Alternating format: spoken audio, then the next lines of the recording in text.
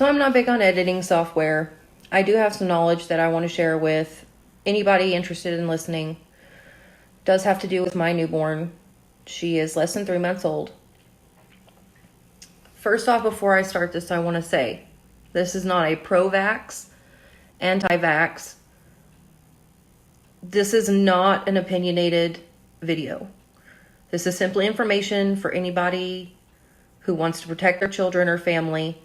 I understand that there are immunocompromised people out there, kids with CF, families with CF, people with respiratory issue, kids that just can't be around even the general public. So understand that I know this.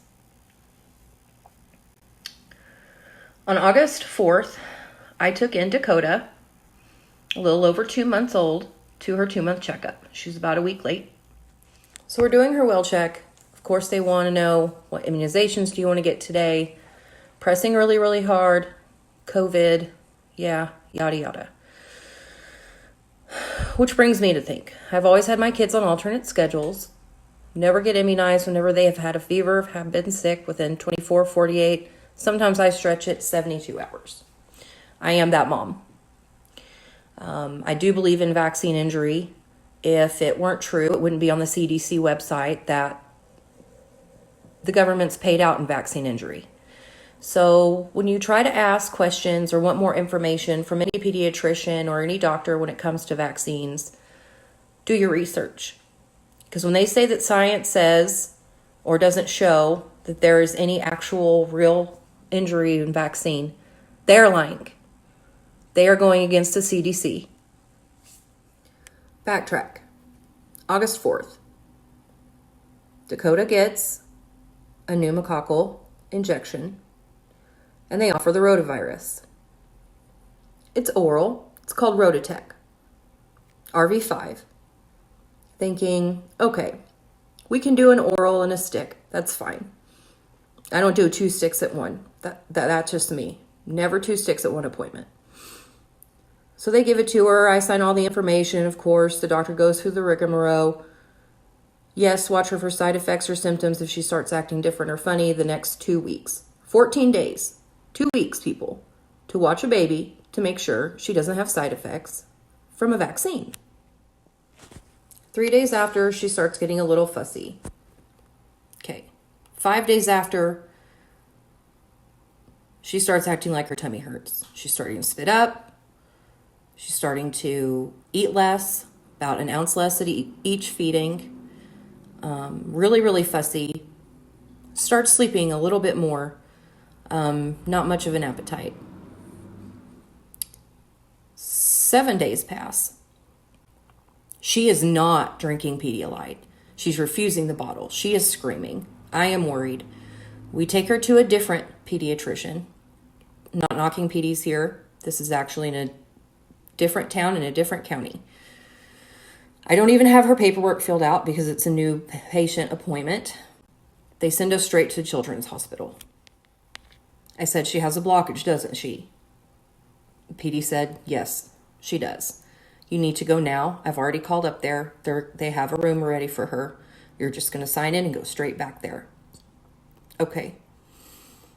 Now in blockage, I'm thinking, crap, I have 4 and 6-year-old boys. Did they try to feed her a solid food and, it got stuck? Blockage, does she have polyp? Does she have a growth? That is so scary. I don't know what is going on. So I decided to do a little bit of Dr. Google research, which, by the way, new moms, old moms, moms of babies, moms of kids, parents, dads, anyone, don't ever let any doctor make you feel belittled because you Google your symptoms or your kid's symptoms because they might be somehow intertwined. Do not ever let anyone in the medical profession make you think that you are not doing what's right whenever you're investigating for your kid or yourself or your whole family. Never. Keep pushing. You are your child's advocate. If something is wrong, you are going to know. Maybe even more than a doctor. You see that child every day. You hold that child. You feed that child. If your child is grown, you notice differences quicker than a doctor that's never met them. Do not ever let anyone make you feel like you're not doing the right thing by looking up symptoms or anything medical for your kids. Okay, now that rant's over, we're admitted into the ER. I start telling them the slow and then rapid decline of what happened with Dakota. Because in the last 72 hours, it was bad. 48, worse. 48 hours, yeah, bad. 24 hours, such a decline, no eating, vomiting, horrible, projectile vomiting, starting to get less wet diapers, not being able to hold anything down, nothing coming out. Very bad, very scary. So again, I'm telling, the third, fourth, fifth professional of the day what happened. And when I start off, well, a couple of weeks ago, no, come to think about, about 10 days ago, she got the rotavirus vaccine. And they look at me, well, vaccines have not been scientifically proven to show any kind of injury in children. You don't know who you are. So she is diagnosed with intussusception. Intussusception, which is easily Googleable, but is a very hard word to spell, is basically telescoping bowel. So a part of her bowel actually enveloped or folded back on itself, which is very dangerous. Immediately I'm thinking, okay, we're going to have surgery. And so this is what I asked the resident doctor. So she needs surgery. She's going to have a procedure. Probably tonight. Yes, probably tonight. You have an on-call surgeon. We always have an on-call surgeon. How bad is it? Well, we're about to get an ultrasound done. This is after having x-rays done, mind you. If you do not catch this, or you do not have a procedure done pretty quickly, then that part of the bowel can actually die off. You will need surgery either way, so I thought. But they do have a new type of treatment for it that's called an air enema. Had never heard of it, which did work for her. It did work for her versus surgery. However, you must know within 72 hours of having this procedure, after an infant has had intussusception, the chances are higher of them actually getting it again. So the chances are low of them receiving intussusception again, but if it happens again, it will be within 72 hours. And that is within the treatment of the air enema. Now, with surgery, hardly ever returns. The chances are very, very, very low. I am reading on the CDC website right now. This is a payout table for vaccines. And it shows rotavirus. What is the illness, disability, injury, or condition covered? Intussusception. When does it happen? No less than 1 and no more than 21 days after given this oral. Rotavirus is a virus that causes gastroenteritis. Symptoms include severe diarrhea, vomiting, fever, and dehydration. Almost all children in the U.S. are likely to be infected with rotavirus before their 5th birthday. Infections happen most often in the winter and spring. Is it winter? No. Is it spring? No. So why don't you tell me why? In less than 5 days after receiving this vaccine, my 2-month-old got intussusception, and not a single doctor or medical professional would agree with me, and in fact would try to argue the fact that vaccines do not injure. So just a quick recap. What was she hospitalized for? Vomiting, fever, and dehydration. What does rotavirus cause?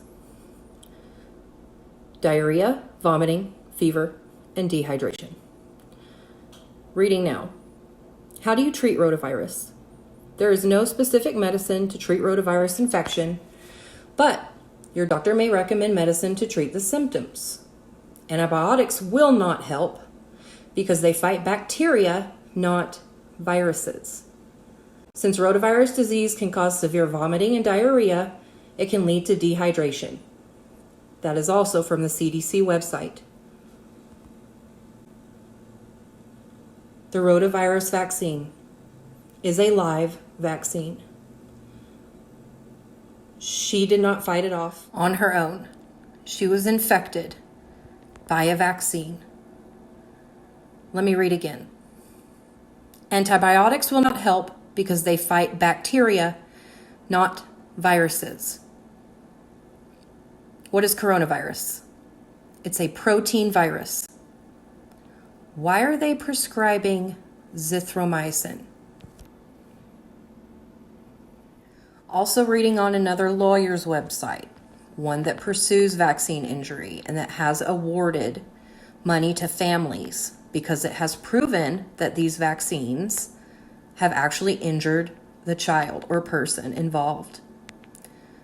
On this website shows the rotavirus vaccine has 2 side effects: intussusception, anaphylaxis. Anaphylaxis is inability to breathe. That means your throat closes, it swells. So they usually have to do a trach, piercing your trachea. Yeah, tracheotomy, so that you can breathe again. To wrap it up, she's fine. She's doing great. She's gained almost a pound since she's been out. We are thankful, blessed, whatever. She's supposed to have 2 more doses by the time she's 8 months old. No, I don't think so.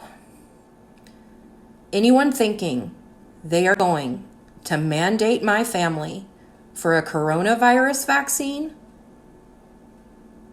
cuff me, buddy. Cuff me. And just to let you know, it varies by state. They tell you you have to have your kids fully immunized for them to be in public schools or certain schools. That is false information. There are waivers you can sign, there are people you can contact, and there are several advocates and caseworkers that you can find in your county, in your state. Make calls. It is up to you what goes into your kids' bodies. You don't have to do it. Again, this is just information. I'm not trying to sway anyone, but think. This could be your baby.